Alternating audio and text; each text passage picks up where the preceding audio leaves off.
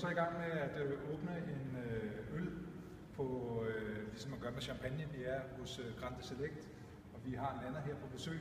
Og jeg synes jo, det er lidt unfair, at jeg skal lave alt arbejdet, så jeg synes jo også, at du skal lave noget af det. Så jeg synes jo, at du skal prøve at åbne flasken med en sabel. Og det er sådan, at sådan en flaske er rigtig, rigtig solid, men den har et svagt punkt. Der, hvor den er samlet, er der sådan en linje. Og hvis man rammer lige præcis der, jamen så åbner den faktisk med et rent snit, og så har man mulighed for at kunne nyde øl. Og hvis man ikke gør det, så sker der ikke noget. Så du behøver ikke at være nervøs. Okay, jeg prøver. Jeg går lidt væk. Det er da tungt. Du stopper sådan her.